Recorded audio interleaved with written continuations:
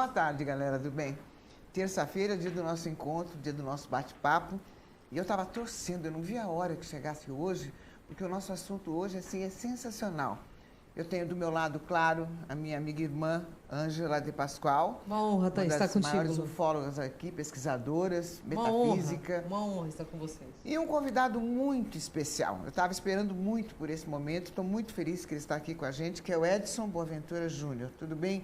Tudo bem. Obrigada pela sua presença.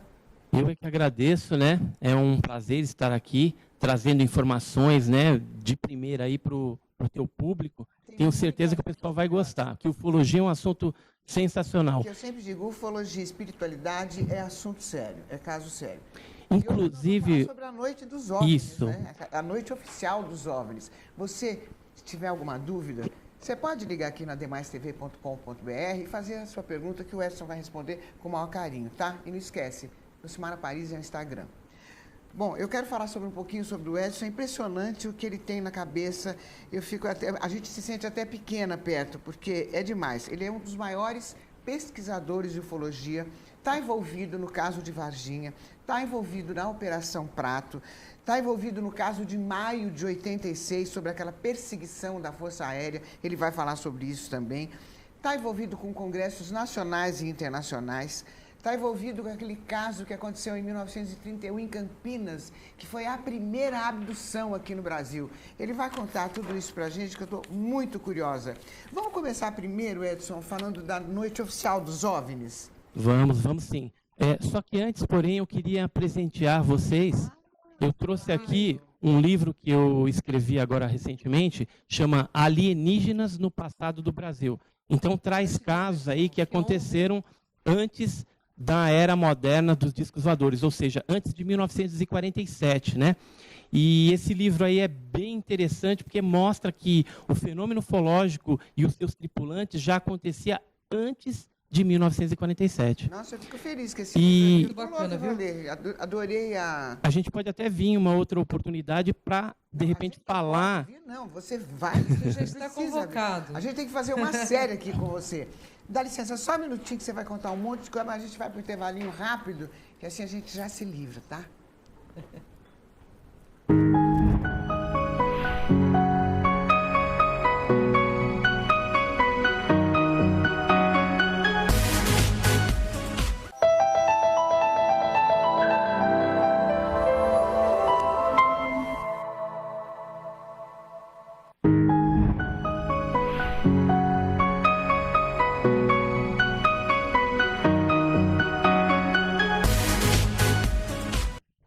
Eu estou aqui com Edson Boaventura Júnior, que é presidente do GUG, Grupo Ufológico de Guarujá, e diretor de pesquisa de campo da Burn. É uma sumidade nesse assunto e agora nós vamos começar tranquilamente a falar sobre a Noite Oficial dos OVNIs. O que é a Noite Oficial dos OVNIs? Então, a Noite Oficial dos OVNIs, ela aconteceu no dia 19 de maio de 1986 e envolveu aí a invasão de mais de 20 objetos não identificados no espaço aéreo de São Paulo, Rio de Janeiro, São José dos Campos, e depois a Força Aérea Brasileira colocou ao encalço desses objetos voadores não identificados naves de interceptação, ou seja, caças Mirage F-5, para tentar interceptar esses 20 e tantos objetos que chegaram a saturar os sistemas de radares, tanto de solo como também das aeronaves.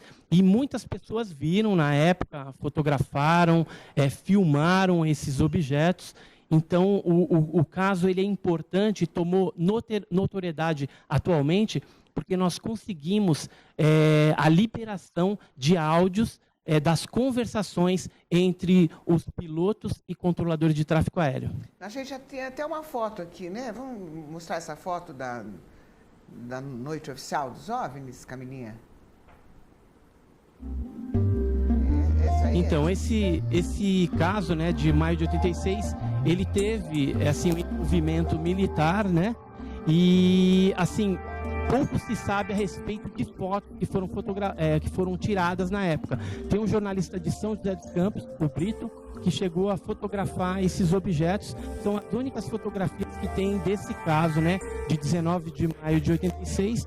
E a gente está sabendo que teve um americano que esteve aqui, que é o Hurtak, e ele acabou levando essas fotos e os negativos. Ele esteve lá no Vale Paraibano, no jornal, e acabou levando isso daí para os Estados Unidos, não devolveu até hoje. Tem alguns filmes também que foram feitos pela equipe Mixon em São Paulo, né? E nós sabemos também que os caças de interceptação tinham câmeras também. Quando eles saíram perseguindo, eles tinham câmeras e filmaram também esses objetos. Só que a Força Aérea Brasileira ainda não liberou isso no Arquivo Nacional. Pelo que nós estamos sabendo, esses filmes foram reclassificados novamente e aí, portanto, só estariam liberados a partir de 2036. Só para lembrar, Lu, a Noite Oficial dos OVNIs é considerado um dos casos mais famosos da ufologia. E o Edson, que é um bandeirantes aí, porque ele traz com muita lucidez toda a verdade, todo esclarecimento da ufologia, ele é um dos ufólogos mais sérios que eu conheço. E eu queria dizer que eu tenho muita honra de estar com ele aqui no programa. É fã, né? Eu sou fã do Edson. Então eu tenho muita honra de estar com você aqui no programa da minha amiga Lucimara Parisi, porque é de pessoas assim, Lu, que pesquisam, e ele vai na fonte pesquisar. Ele não é pesquisador de internet, ele vai na fonte. E essa é a noite mais famosa que aconteceu, que foi, durante 30 anos praticamente, né? Velada. Não trouxeram a público essa evidência. O Edson corajosamente foi até Brasília e cavou todas essas informações com documentação federal, né, Edson? E já está chegando pergunta aqui dos internautas. Acabou de chegar uma que está perguntando para o Edson se houve muitas vítimas em 77. Na verdade, aí já está falando de outro caso, né, que seria o caso da Operação Prato, que a gente vai estar falando aqui também. Então, só por cima, assim, o que foi a Operação Prato? É uma operação militar também, onde luzes apareceram no Maranhão e no Pará, em 1977, e eles jogavam um foco de luz nas pessoas, e através desse foco de luz eles sugavam pequenas porções de sangue. Então, muitas pessoas foram atacadas. Uma dessas perguntas aí que o internauta estava fazendo... Oi? Era dolorido? Então, as pessoas ficavam com dormência no corpo, com náuseas, com dor de cabeça. Às vezes elas não conseguiam nem levantar de tanta fraqueza. E ficavam com alguns hematomas que pareciam agulhadas, que depois a pele no local começava a descamar. A gente tem umas fotos, tem um vídeo aí, se quiser chamar o vídeo. Vamos colocar, Camilinha, esse vídeo para a gente ver que já estamos na Operação Prato? São dois os mais famosos da ufologia, né? Operação Prato e a Noite Oficial dos OVNIs. Na verdade, aí é um relatório. Chamar o vídeo, né? Aquele vídeo dos ataques. E por que Operação Prato, esse nome? Então, o coronel Irangê Holanda, que foi o chefe dessa operação, né, que ele era lá da Força Aérea, do 1º Comando Aéreo do Pará, ele colocou a Operação Prato porque fazia uma referência a platilho voador, né, disco voador. Então, todas as operações são classificadas com nome. Então, acabou ficando Prato em relação aos discos que estavam aparecendo lá. Cadê o vídeo? Põe o vídeo aí. Então, aí a Aurora Fernandes, uma das vítimas, que foi atacada lá em Colares, no Pará, né? E ela ficou com esse hematoma, né, acima do seio, né, que parecem agulhadas. Depois, nesse local aí, acontecia assim as descamações. Aí outras vítimas dessas luzes. Esse aí um outro senhor também que sofreu uma queimadura muito grande aí no Maranhão. Já é um outro caso acontecido no Maranhão. Isso aí, o fenômeno, ele continua ao longo dos anos. Eu estive lá pesquisando em 2002 e tem essa testemunha também lá no Maranhão que também sofreu as mesmas marcas. Aí um desenho da época de 1977 que mostra uma dessas criaturas e fotos, né? Foram tirados mais de 500 fotos pelos militares da Força Aérea Brasileira, chefiados por esse o Irangê Holanda. Na verdade, quem fazia os registros cinefotográficos, né, fotografia e vídeos, era o sargento João Flávio da Costa. Entendi. É tanta coisa, né? Tanta informação. Nós precisamos fazer uma série com ele aqui. 250 programas. Quer voltar para maio de 86? Eu vou voltar porque eu queria saber o que motivou a FAB para liberar os documentos de maio de 86? Então, os documentos, né? Porque a gente tem duas coisas distintas, documentos e áudios. Os documentos foi uma campanha que foi feita pelos ufólogos, que eu, inclusive, ajudei nessa campanha com mais de 1.300 páginas. Eu aportei essa documentação do CIOANI, da Central de Investigação de Objetos Aéreos Não Identificados, e isso veio a juntar essa campanha, onde a gente estava pressionando o governo, e aí depois veio a lei lá do SIC, né, e eles acabaram liberando uma parte dessa documentação. Esse aporte foi feito em julho de 2009. Só que esses áudios vieram depois. Só que os áudios já foram conseguidos através de um outro esquema que nós fizemos. Como eu tinha um esquema de permuta com o Arquivo Nacional... Os áudios foram alterados? Foram alterados. Mas esses áudios, foi um esquema de permuta que eu tinha já lá com o Arquivo Nacional, e aí, conversando com o pessoal da ouvidoria e tudo mais, pessoal muito legal lá, eles antes cobravam R$10 pelo minuto. Ou seja, você tinha que ir até o Coreg, e a gente achava isso meio injusto. Ir lá, pagar por um áudio que teria que estar disponível ao público, ao cidadão brasileiro. Então, nós ficamos nessa batalha desde o ano passado, brigando lá com a ouvidoria, no bom sentido, e aí nós conseguimos gratuitamente que fosse liberado no CIAN, no sistema deles, né? E quando foi liberada essa documentação, esses áudios, né, da conversa dos pilotos, dos controladores de tráfego aéreo, né, a gente percebeu que tinha alguns áudios adulterados, ou seja, tinha uma musiquinha em cima. Isso é ilegal, porque quando você libera uma documentação desse tipo, na verdade não pode ter censura nenhuma. A lei, ela não permite, mas é lógico, para você brigar lá, teria que entrar com advogado, uma série de coisas. A gente perderia muito tempo para fazer esse tipo de coisa. A gente até faz um apelo, né, aos militares que eles tenham um pouco mais de consciência e liberem as coisas do jeito que tem que ser. Por exemplo, os documentos da Operação Prato que estão no Arquivo Nacional são cópias de cópias. É um lixo aquilo, porque para pesquisa não serve de nada, porque você vê que são xerox de fotos, quer dizer, você não vê detalhes, então não serve de nada. Agora, os originais estão no CONDABRA, que é o Comando de Defesa Aeroespacial Brasileiro, está lá em Brasília. E o que eles passaram para o SENDOC, que é o órgão que faz a intermediação com o Arquivo Nacional, foram cópias. Aí o SENDOC tira a cópia da cópia e manda para o Arquivo Nacional, que digitaliza isso e coloca disponível para o público. Mas eu acho que é um desrespeito ao cidadão brasileiro, porque a gente tinha que ter acesso aos originais. Com certeza. Verdade. Como esse caso teve uma repercussão muito grande internacional, houve troca de informações entre os governos brasileiro e norte-americano? Então, com relação a esse caso de maio de 86, teve sim. Inclusive, tem alguns telex do Departamento de Defesa norte-americano que falam a respeito da detecção em 3 tipos de sistemas de radares. Inclusive, cita o nome do Osiris Silva, ex-presidente da Embraer, da Petrobras, que ele teria, inclusive, perseguido uma dessas luzes quando ele estava chegando ali em São José dos Campos. Inclusive, o próprio Osiris Silva escreveu um livro chamado A Decolagem de um Sonho, onde no penúltimo capítulo ele narra, né, ele descreve ali o avistamento desse objeto e a perseguição que ele fez junto com o comandante Alcir numa aeronave Xingu. Eu posso fazer uma perguntinha sobre Deve? Bom, eu tenho uma pergunta para o Edson que não quer calar. Edson, você como pesquisador, que está envolvido com os governos do Brasil, de fora também, eu sei que você viaja muito na questão de pesquisa, os governos, eles têm contato com seres que são de fora ou de dentro da Terra? Vamos deixar assim, claro que nós não sabemos, como você disse, se são intra ou extras, né? Mas eles têm contato?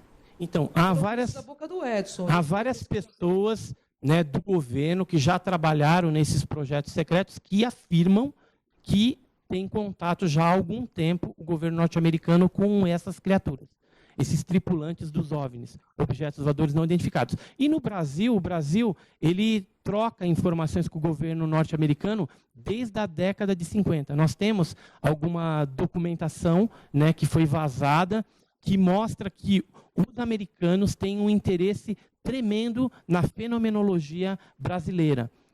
Tanto é que casos antigos, por exemplo, de pousos que ocorreram no Brasil, foram objeto de investigação dos norte-americanos. E o caso Varginha também, né? Em 96, nós tivemos vários americanos aí envolvidos nessa pesquisa. Maio de 86 também, existem documentos já vazados aí e na internet que comprovam o envolvimento norte-americano. Na Operação Prato também. Nós temos um documento que depois a gente vai mostrar de 1982. Ou seja, a Operação Prato ela aconteceu em 77, mas houve um prolongamento e houve a inserção de militares norte-americanos nessa nova fase da pesquisa da Operação Prato. E ela não parou até hoje. Tanto é que eu tive informações agora de um delegado de polícia lá do Amazonas, a questão de 2 dias atrás, onde houve ataques novamente lá no interior do Amazonas. Inclusive, ele está para fazer os vídeos, né, com as testemunhas atacadas.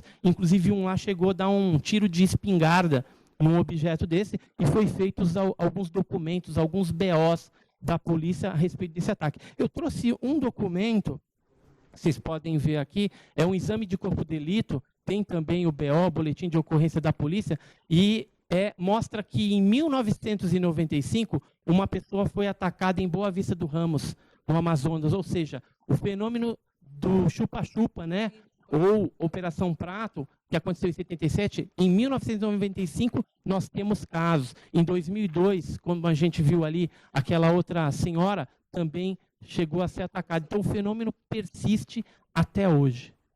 O Brasil, então, é um país, né? Por que as autoridades persistem tanto em não assumir essa situação? Então, o acobertamento, ele existe por alguns fatores. Primeiro é o fator bélico.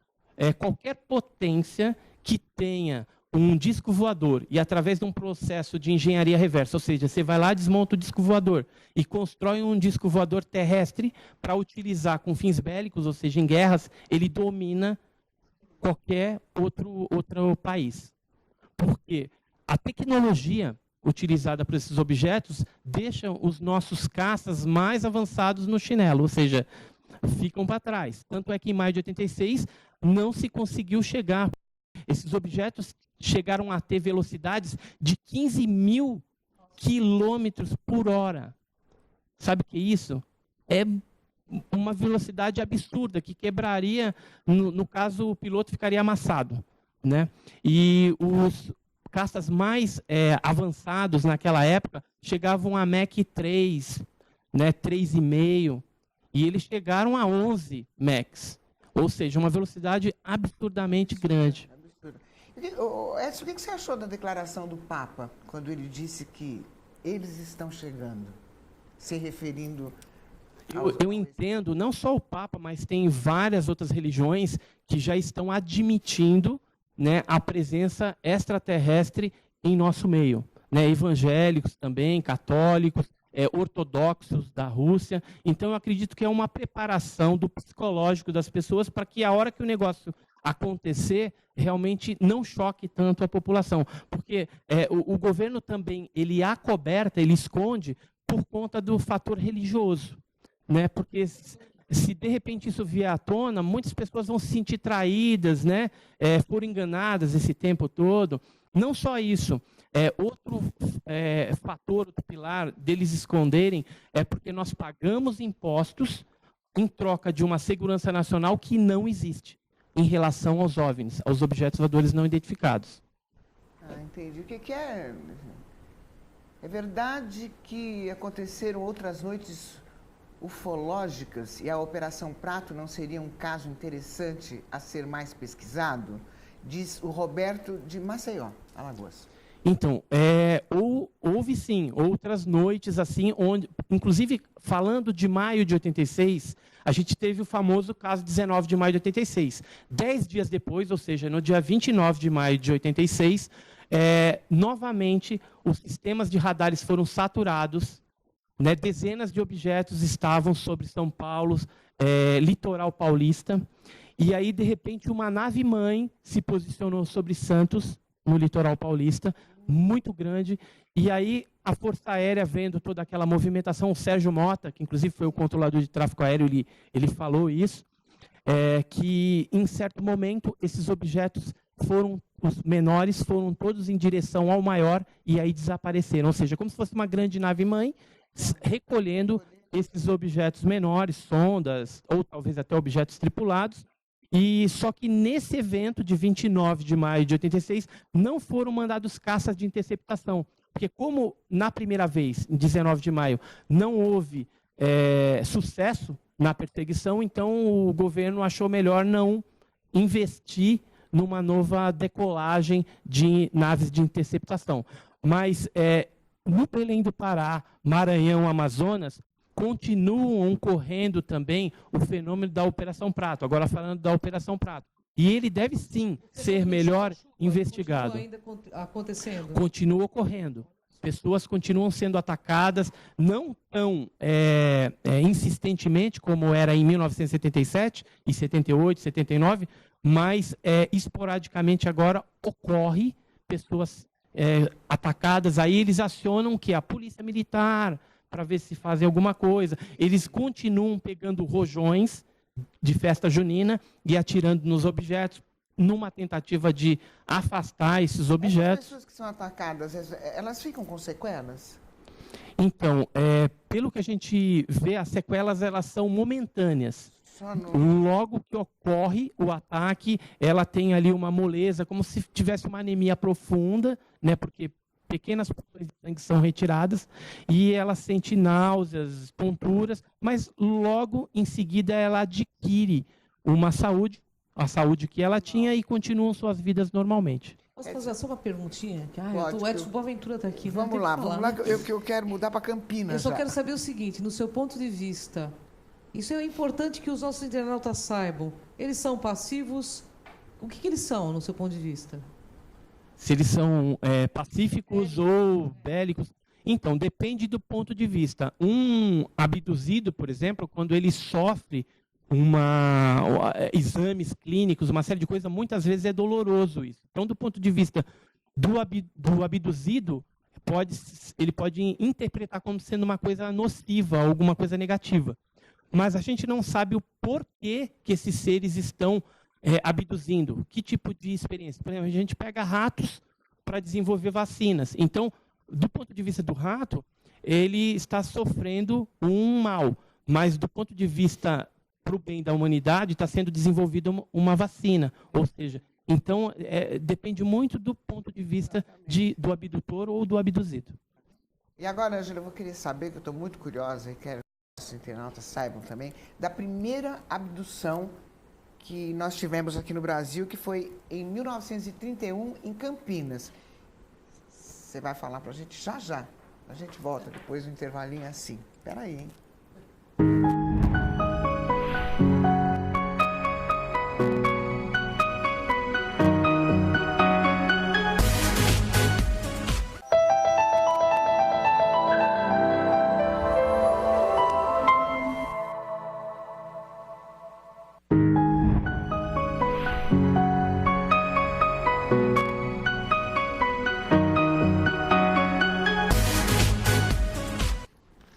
Nós estamos recebendo hoje Ângela de Pascoal e Edson Boaventura Júnior. Estamos falando sobre OVNIs, sobre extraterrestre. Edson, vamos voltar um pouquinho no Irangê, que a gente estava conversando aqui com a Ângela, a gente está em dúvida. Ele se suicidou ou mataram ele? Então, o Irangê Holanda, que foi o chefe dessa Operação Prato, nós sabemos que ele já tinha tentado um suicídio antes, e depois ele realmente se suicidou. Na entrevista que ele deu, falando a respeito da Operação Prato, antes de ele cometer o suicídio, fica transparente ali que ele falou assim, de repente eu posso não estar mais aqui. Então ele já estava pensando alguma coisa e resolveu, de repente, não morrer com toda essa história, já que era algo extraordinário que ele tinha vivenciado. Inclusive, o Irangê, ele, para quem não sabe, né, ele ficou 3 meses na operação, de setembro de 77 até dezembro de 77. Depois ele foi chamado pelo comandante do 1º Comaro, o Camilo, né, o comandante Camilo, e acabou tirando ele do projeto. Por quê? Né? As pessoas devem estar perguntando, mas por que tiraram o Irangê? Ficou só 3 meses. Porque ele começou a ter contatos com seres também, os tripulantes desses objetos. E aí o chefe dele, né, o comandante dele, acabou excluindo. Embora extraoficialmente estava sendo encerrada essa Operação Prato, logo depois ele continuou pesquisando e nós sabemos que houve o envolvimento também de militares norte-americanos nas pesquisas vindouras, futuras, que ocorreram sobre a Operação Prato. A gente vai falar da primeira abdução? Já. É que eu quero entrar, já que nós estamos falando do Prato aqui, eu quero saber... Vamos chamar um vídeo da Operação Prato, então? Vamos. E assim você me diz qual é o envolvimento do SNI. Ah, ok. Deixa eu ver o vídeo que tem aí. Esse aí é um vídeo da Operação Prato, tá? São fotografias, né? Porque nessa época foram geradas 500 páginas de documentação e foram tiradas mais de 500 fotos. São fotos originais da época que nós conseguimos através de visitas que nós fizemos no Condabra. Isso nos anos de 1999 e 2004. Eu estive lá várias vezes, cheguei a ver, inclusive, vídeos que foram feitos dessa Operação Prato. Vídeos tomados pelo sargento João Flávio da Costa. Né? Então, eram luzes, né, que apareciam lá na região. Aí um vídeo Super 8, né? Eles fizeram um vídeo Super 8, 8mm e 16mm. Isso aí é um fotograma de um dos vídeos que eu pude assistir lá na ocasião. Agora tem muitos vídeos que ainda não foram divulgados, hein? Eu quero saber dos seres, como eles eram. Então, tinha vários tipos. Tinham seres que eram peludos, tinham seres que eram baixinhos. Geralmente eles eram pequenos, de 1 metro a 1,5 metros. Alguns tinham capacete com antenas, né? Alguns tinham aquele olho preto, os greys, né? Que bem conhecidos. E alguns eram bem similares aos humanos. Bem similares. Que tinham alguns objetos que apareceram que eles tinham uma espécie de vidro no objeto. Então, a pessoa que estava embaixo via aqueles dois seres sentados, aparentemente mexendo em alguns controles dentro da nave. Né? E eram seres assim, de feições belas. Bem humanos, mas de feições belas. Tipo cabelo loiro, né? Brancos. Então, foi assim, vários tipos que apareceram naquela... 2 metros. Altos não apareceram nessa ocasião. Na ocasião da Operação Prato, não. Era só os baixinhos. Só os baixinhos. Inclusive, eles saíam da nave, às vezes, flutuando. Às vezes, apareciam dentro de casa. Eles viam eles andando com instrumentos na mão. Um com uma espécie de uma lanterna na mão e uma outra instrumentação. Que, muitas vezes, eles apontavam essa lanterna para a população ribeirinha e aí eles eram paralisados. Ficavam paralisados. Entendi. Vamos falar um pouquinho da primeira abdução? Eu estou muito curiosa para saber. Então, a primeira abdução está no meu livro, né? Alienígenas no Passado do Brasil. Aqui eu conto o caso com detalhes. Então, em 1931, o senhor José Florencio, ele foi levado a bordo de uma nave e lá ele foi levado numa excursão. Mostraram os painéis, as coisas, tudo para ele. Depois ele foi levado numa sala onde colocaram uma espécie de um equipamento que parecia uma toalha molhada nele, e ali fizeram uma série de exames com ele. Depois devolveram ele na Terra, depois de algumas horas. Inclusive, ele disse que tomou um couro do pai, né, porque ele era pequeno, e porque o pai falou, onde você estava até essa hora? Tal. E ele foi contar que tinha estado dentro de um objeto estranho, com pessoas vestindo uma vestimenta diferente também. E aí o pai deu um couro nele. Só acreditaram no fato porque no dia seguinte ele começou a ter umas erupções no corpo, né, umas feridas, e na cabeça, em tudo que era parte do corpo, que ele teve que ser internado. A mãe dele trabalhava num hospital lá, então teve essa facilidade e levaram para lá. E na época ele disse que o Dr. Roldão atendeu ele e deu aquela... como é que chama? Leite de magnésia e biotônico Fontoura, porque ele também não sabia o que ele tinha. Chutou qualquer coisa, escutou a história lá, que ele tinha falado que tinha sido levado, um objeto que tem as características de um disco voador, realmente, e os tripulantes. Agora, isso em 1931 não tinha nem parâmetro, não se falava ainda em disco voador, em OVNI, nada disso, Hoje em ainda- tripulante. E a gente vê na simplicidade que quando nós entrevistamos ele, o José Florencio, lá em Campinas, junto com o Pablo Villarrubia, que é um pesquisador espanhol, tal, a gente viu a sinceridade no caso dele, na experiência de abdução que o José Florencio teve. Então é tremendo, mas maiores detalhes se tem no livro, tem os desenhos, inclusive, dos tripulantes. Um detalhe interessante desse caso de 1931. A vestimenta que ele vestia em 1931 é muito similar ao caso do Tiago Machado, que aconteceu em Pirassununga em 1969.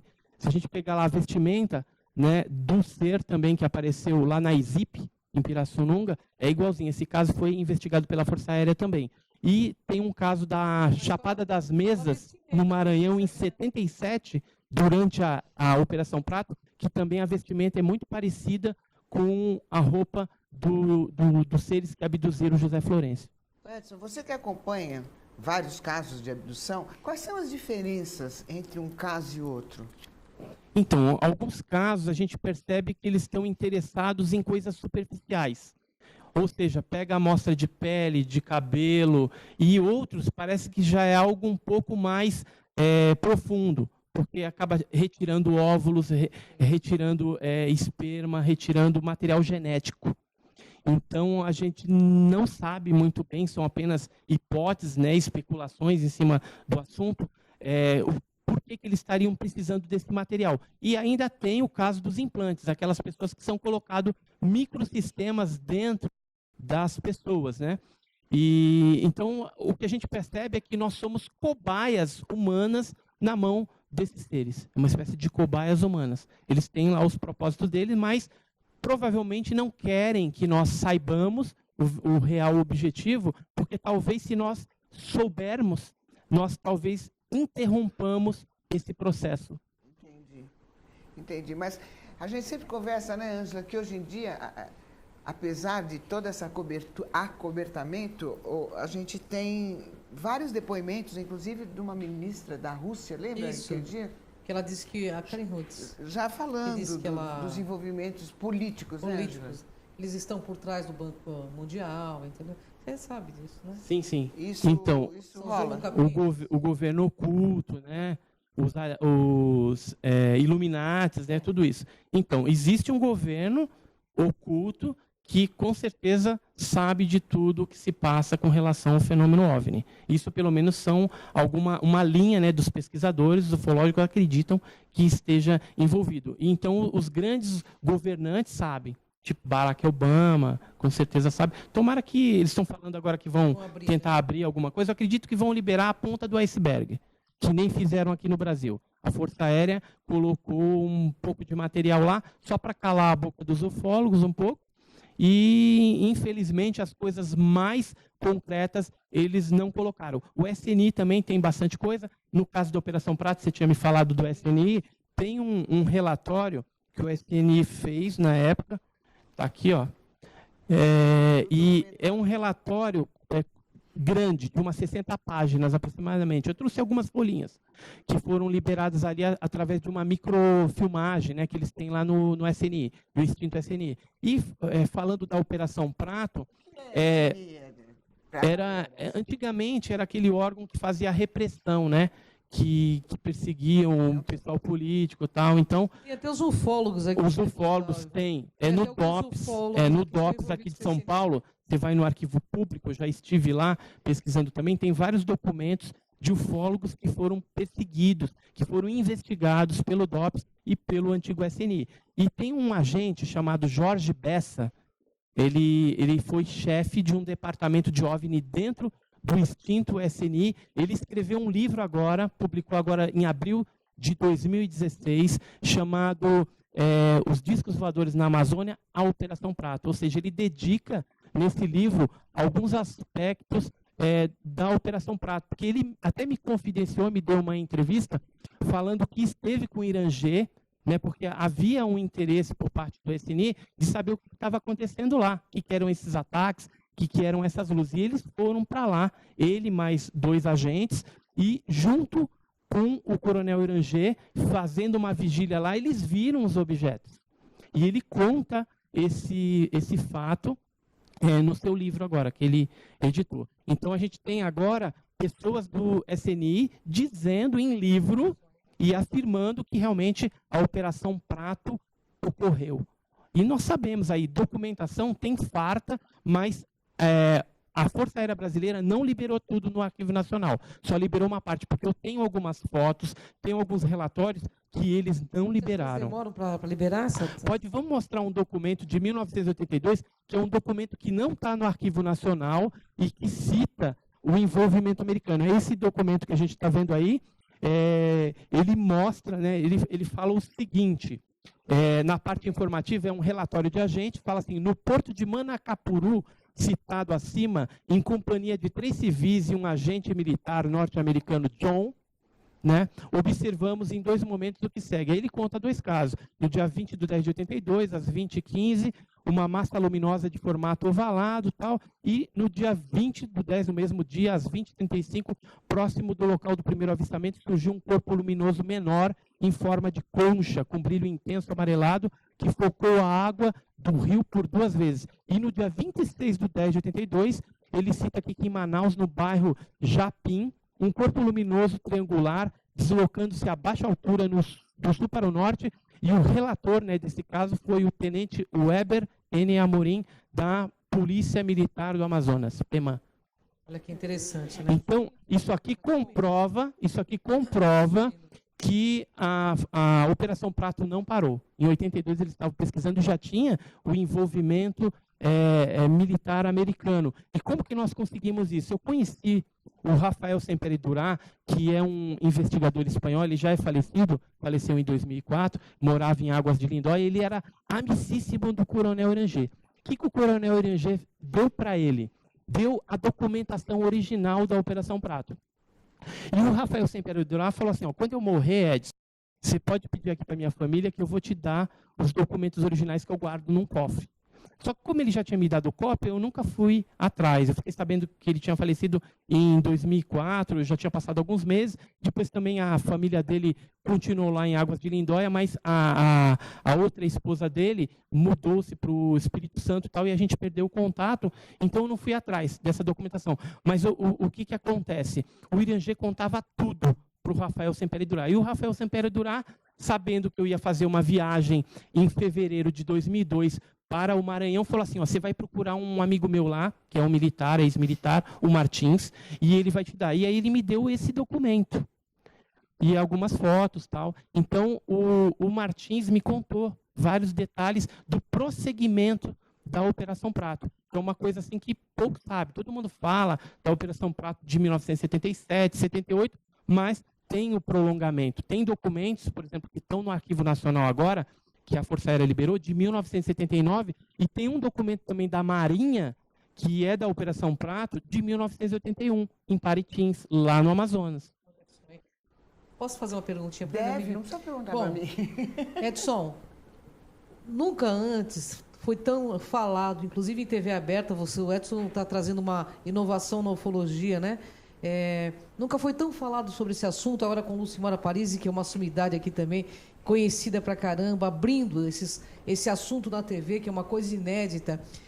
Está sendo preparado algum contato massivo para a nossa humanidade? Eu quero saber o seu ponto de vista, porque nunca foi tão falado sobre esse assunto. Olha, eu particularmente acredito que não. Porque se eles quisessem se mostrar, já tinham se mostrado há muito tempo, quando a gente não tinha um potencial bélico ainda, ou seja, a gente estaria mais vulnerável. Né? Então, acredito que nem nos próximos 50 anos vai acontecer alguma coisa. O que existe é essa pesquisa, né, dos investigadores sérios tentando demonstrar o fenômeno. A gente sabe aí que já existem naves capturadas, já existem seres também, só que o assunto ele é tratado como confidencial e ocultado pelos governos, infelizmente. Olha, eu estou aqui, vocês estão falando, eu estou lembrando que há muitos anos atrás eu li um livro, Eram os Deuses Astronautas. Do Eric von Däniken. Exatamente, ele mudou a minha cabeça completamente. Sabe aquela coisa de onde estou, o que eu estou fazendo, porque estou, ele me explicou muita coisa e daí eu comecei a pesquisar, ficar curiosa nos assuntos. E agora estou feliz em saber que o Edson foi procurado por ele para que participasse de um livro. O último livro dele, Nossa, que honra, ele me procurou, falou assim, olha, eu vi uma matéria sua a respeito de ufoarqueologia, né, que você fez uma investigação na Bahia, Goiás e tal. Tem como... eu teria, assim, ele falou assim, eu teria a grande honra de publicar no meu livro. Eu estou fazendo um livro, tal, o novo livro aí, tem como você mandar para mim e tal? Eu falei, mando, publica aí. Então, acredito assim que pouquíssimos brasileiros tiveram a honra de ter um trabalho, né, um artigo publicado no livro do Eric von Däniken. E eu gosto muito desse assunto, né, da ufoarqueologia também, que é a presença de evidências, né, em pinturas rupestres, petroglifos, em esculturas antigas, até nas lendas indígenas, do fenômeno OVNI, ou seja, o fenômeno OVNI dentro do ponto de vista pré-histórico e dos indígenas também. Uma pergunta para fazer que não quero calar, que essa veio de monte no meu Facebook, porque os internautas falam, olha, o Edson Boaventura vai, então pergunta. Hoje em dia, Edson, em vários centros espíritas dizem incorporar ETs. Eu quero saber a sua opinião de pesquisador, se isso procede, se não procede. Dizem que eles fazem curas dentro dos centros. Queria saber seu ponto de vista de pesquisador. Eu não acredito isso por experiência própria, porque no passado já teve alguns casos de pessoas que diziam, né, que recebiam lá o ET, e a gente foi até o local, e quando ela recebeu essa entidade supostamente de outro planeta, eu simplesmente fiz uma pergunta para ela, tá, você é uma entidade de outro planeta, então me responde qual que é a distância da Terra à Lua, que ela tem que saber, né, se ela é uma... Só que, assim, o que aconteceu, de repente, ela saiu, né, ela desencarnou ali, sei lá, saiu do cavalo, né, que eles falam. Então, quer dizer, eu não creio nesse tipo de coisa. Eu queria aproveitar também, no Fantástico, né, a gente fez aquela matéria, aparecemos pouco, eu e o José Prado, outro excelente pesquisador, e eu queria falar o seguinte, algumas pessoas ficaram falando, Edson, por que você não disse que o fenômeno é extraterrestre? Assim, seria muito leviano da minha parte classificar, uma vez que a procedência desses observadores não identificados, ela é desconhecida. Existem hipóteses, pode ser extraterrestre, intraterrestre, seres viajantes do tempo, outras dimensões, pode ser várias coisas. Então, não estava naqueles OVNIs de maio de 86 uma etiqueta dizendo extraterrestre. Então, eu não podia, perante a um público tão grande que estava assistindo Fantástico, falar que era extraterrestre. Agora, se vocês me perguntam pessoalmente, Edson, o que você acha, eu vou dizer que, realmente, aqueles objetos que foram perseguidos pela Força Aérea, pelos caças de interceptação, na minha visão pessoal, eram extraterrestres. Por quê? Tinham velocidades de 15 mil quilômetros por hora, faziam movimentos incríveis, foram detectados no radar, ou seja, eram coisas sólidas realmente, e a gente não tinha tecnologia. Inclusive, olha, eu trouxe para vocês aqui o relatório oficial da noite 19 de maio de 86, e se a Lucimara Parisi quiser ler a conclusão que os militares chegaram, está aqui embaixo, ó. Essa aqui é a conclusão oficial da noite 19 de maio de 2006, só que eu queria deixar claro aí, antes dela ler, que há cerca de 20 anos atrás, a gente perguntou para a Força Aérea o que era esse fenômeno, e eles sempre mentiam. A Força Aérea mentiu, dizendo que eram anomalias magnéticas, ou seja, defeitos nos radares. Hoje a gente sabe a verdade, que não eram anomalias magnéticas, e realmente era um objeto sólido e tal. Então a Lucimara vai ler aí para nós essa conclusão. Se quiser ler também algumas partes que eu grifei em amarelo. Ele diz assim, produzem exo-radar não só no sistema de defesa aéreo, como também das aeronaves interceptadoras, simultaneamente em comparação visual pelos pilotos. Tem capacidade de acelerar e desacelerar de modo brusco. Aí a conclusão diz o seguinte, como conclusão dos fatos constantes observados em quase todas as apresentações, este comando é de parecer que os fenômenos são sólidos e refletem, de certa forma, inteligência pela capacidade de acompanhar e manter distância dos observadores, como também voar em formação, não forçosamente tripulados. Espetáculo, né? Então, assim, hoje nós temos, graças à Lei de Liberdade de Informação no Brasil aqui, essa documentação trazendo a verdade, né? O que aconteceu na noite de 19 de maio de 86, o que aconteceu com a Operação Prato e outros casos, né? Porque hoje tem milhares de páginas já lá liberadas, mas o que assim me causa uma certa tristeza é que os casos mais fortes, ou seja, que envolvem filmagens, que envolvem evidências físicas, esses eles não liberam nada. Fotos, por exemplo, bem legais, eles não liberam. Tem um vídeo da Operação Prata que foi tomado pelo João Flávio da Costa durante o dia. O objeto ele vai e submerge no rio Tapajós. É impressionante isso daí. As pessoas que viram, os militares que viram, eu espero que algum dia a aeronáutica libere, né, esse vídeo. Com certeza, com certeza. Da casa, né? Deixa eu ter, Zé Geraldo de Pernambuco, é isso que você me mostrou? Ele diz assim, Edson, existe uma verdadeira mentira em relação à humanidade, pois somos levados a acreditar que a humanidade é única, mas pelo que sabemos, tudo indica que somos produtos de outros seres. É isso? Aí no caso ele está falando que nós seríamos subprodutos de outros seres. Eu não creio nisso. Eu creio que Deus criou todo o universo, assim como criou até os tripulantes dos OVNIs, né? O que a gente tem é uma diversidade no mundo, né, no universo de seres que eventualmente nos visitam, porque tem tecnologia para isso. Agora, no caso, Deus está acima, né, de tudo isso. Agora, esses seres o que são? Não sabemos. Se são seres energéticos, físicos, o que a gente sabe é que, pelas características que já foi observado em todo o mundo, são várias procedências, seres diferenciados e que têm objetivos também distintos aqui no nosso planeta. Desde coletar amostra, pedrinha, plantinha, até fazer abdução, implante, experiências genéticas. Como você falou aí em Deus, do mesmo Deus, assim, eu vi um vídeo, outro dia a gente até exibiu aqui, um simulado do Papa João XXIII, né? Papa João XXIII, que ele estava passeando no Vaticano, no jardim, e o assessor dele, os dois, devagar, veio à nave, se posicionou com muita luz, aquela coisa toda, e desceu tipo um homem de 2 metros, muito claro, muito loiro.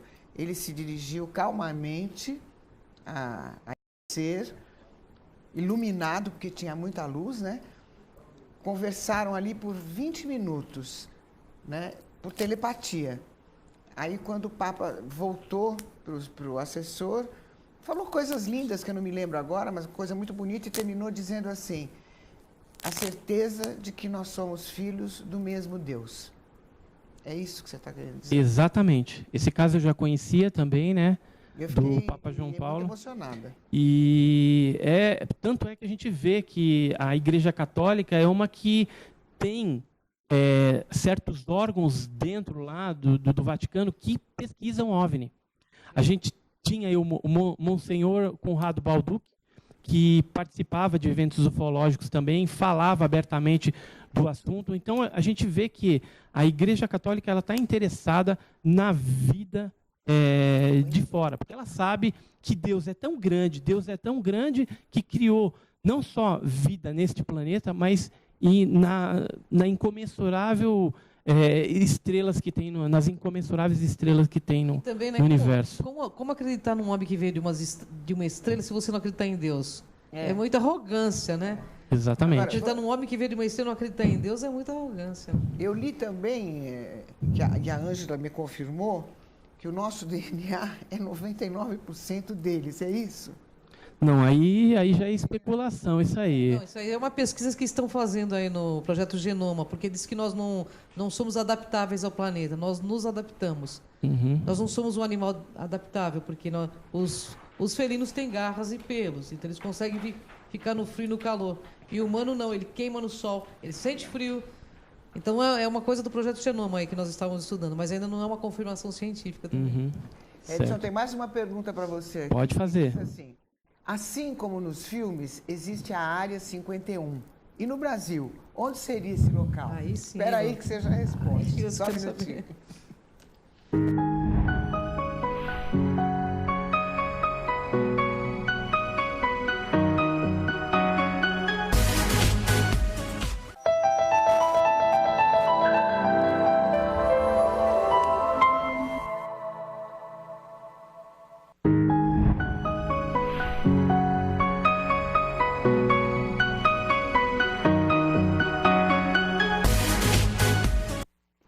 Então, essa a área 51, onde é aqui no Brasil?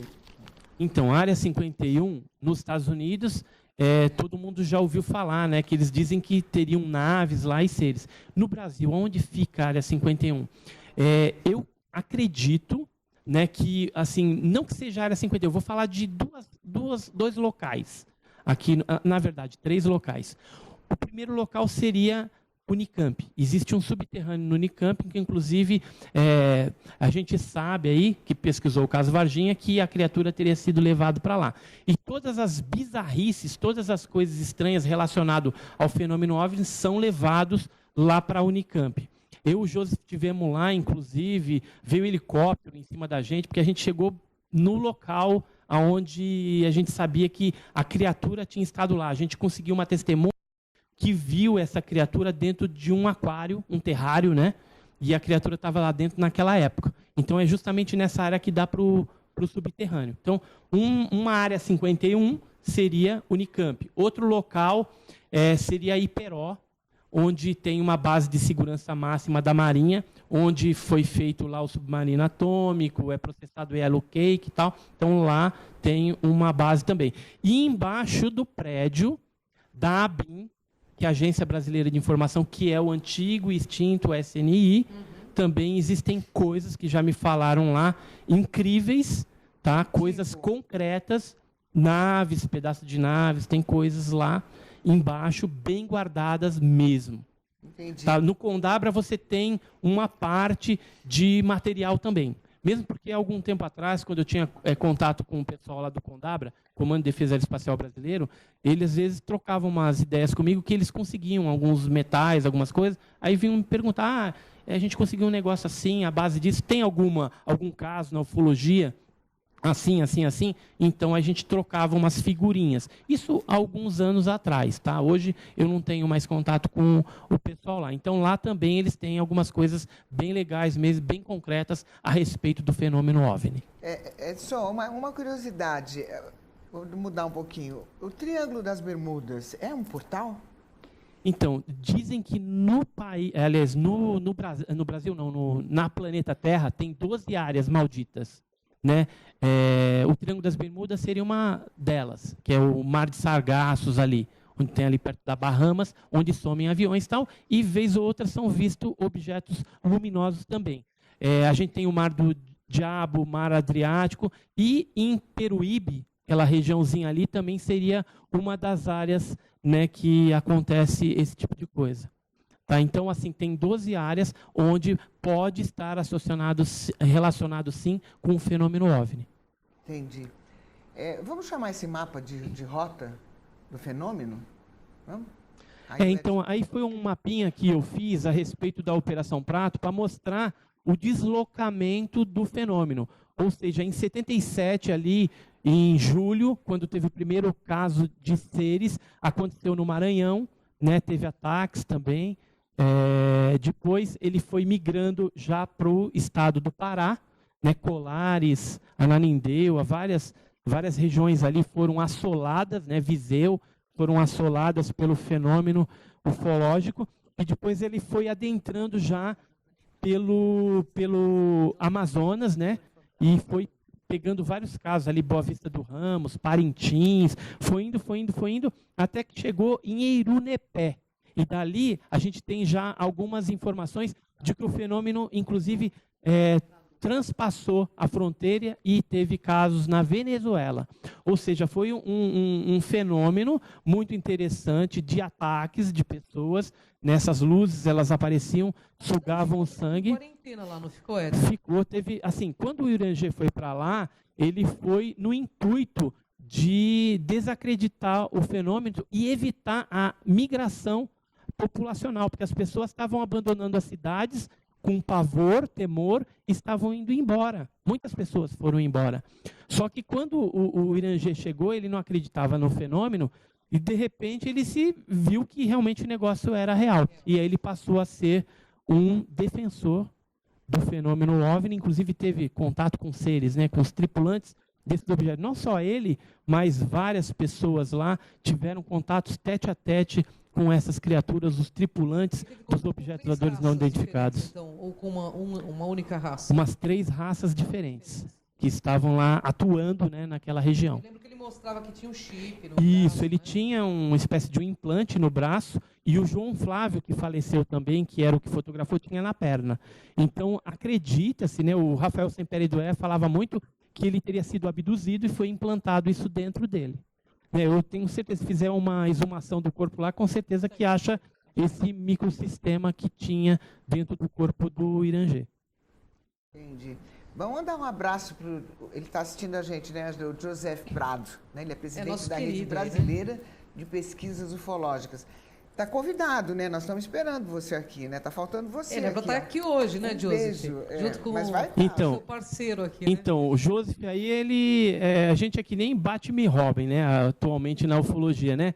A gente pensa muito igual, a gente quer uma ufologia centrada, científica, séria, né? Porque a ufologia estava muito banalizada, tem uns grupinhos aí, algumas coisas que, sinceramente, não agregam nada, né? Só fazem bagunça na ufologia. E a gente tem a Burn, né? Que é o portal Burn, e lá a gente tem colocado bastante coisa. Inclusive, se vocês quiserem saber mais informações a respeito da Noite Oficial dos OVNI, a gente acabou de lançar um áudio do Capitão Viriato, que estava num daqueles aviões perseguindo os OVNIs. Estava ele e o Fernando, o Sargento Fernando, que era o anjo dele. Então tem esse áudio novo aí. E também lá tem 2 matérias sobre a Operação Prato que eu fiz. Eu estou fazendo agora um 3º artigo, colocando mais coisas, novidades, coisas incríveis sobre a Operação Prato. Também, em breve, vai estar disponível lá no site da Burn. Ótimo. Agora eu quero fazer uma última pergunta, que a gente já está chegando no finzinho. Você viu que eu passo rápido? Passa rápido, não dá, né? né? Você já teve contato com o ET? Então, no passado, eu vi uma criatura, mas eu acredito que isso aí é uma história longa, a gente pode estar falando num outro programa. Mas então você viu. Foi no Pará? Não, foi na Bahia. Na Bahia. Na Bahia. Então você viu alguma coisa diferente? Vi. Entendeu? Mas assim, nós como pesquisadores, a gente quer pesquisar o dos outros. O que acontece com a gente serve como experiência pessoal. Então, a gente investiga o dos outros e começa, assim, através de comparação de dados, chegar em alguma teoria. É isso, é aquilo. Precisa voltar. Então, mas objetos, eu vi vários. Por exemplo, em Iporanga, a gente tem uma área endêmica, onde aparece bastante também no Vale do Ribeira. Lá a gente conseguiu filmar e fotografar. Tem várias fotos. São Paulo aqui. São Paulo aparece bastante na Serra do Mar, já teve pouso na Serra do Mar, já teve jornalistas que fotografaram objetos voadores não identificados. O litoral paulista é riquíssimo, Ilha Bela, Extrema também, ocorrem muitas coisas, tem pesquisadores lá, o Marco, um abraço para o Marco também, que tem filmado alguns fenômenos interessantes lá na região. Varginha, também, né? Ou seja, o sul de Minas também é bem interessante. Todas as chapadas, né, Chapada Diamantina, Chapada dos Veadeiros, tem uma incidência bem grande do fenômeno OVNI. E a região amazônica, o norte do nosso país, também sempre está ocorrendo o fenômeno por lá. Bom, Lu, um novo tempo na ufologia, né? Edson Boaventura fica comprometido aqui com Lucimara Paris e com Cris de Pascoal para trazer as novidades. Só bater um fio para a gente, aí você vem contar para a gente as novidades. Beleza. Eu agradeço também a oportunidade. Estamos à disposição aí, os ouvintes, os internautas, né, que nos assistiram também, né? Obrigado aí pela paciência. E da próxima vez a gente vai com certeza trazer mais informações aí que vai agregar para todo mundo. Gratidão, viu, Edson? Com muita expectativa aqui. Com certeza. A gente conversou com o Edson Boaventura Júnior, presidente da GUG, Grupo Ufológico de Guarujá e diretor de pesquisa de campo da Burn. Foi um prazer imenso ter você aqui. As informações são preciosas Eu fico babando, né? Você fica falando, eu fico babando, até esqueço do que eu vou perguntar, né, Angela? Mas A é assim Ângela mesmo, tá que é aqui pra bom. me Eu salvar. também tô babando, Tem jeito, viu? eu tô babando confesso aqui. que eu Já tinha uma admiração pelo Edson porque eu já conheço ele há muitos anos. E pela seriedade, pelo papel. É um novo tempo na ufologia. E que vem esse novo tempo. E é isso aí. De gente séria, de gente comprometida com a sério. verdade. É isso que nós precisamos. Gratidão, Edson. Eu vou me despedindo aqui, prometendo que na terça-feira a gente vai estar aqui das 13 às 14, ao vivo. E você, tem alguma dúvida? demaistv.com.br, tá? No Instagram, Lucimara Parisi. Um beijo e até terça.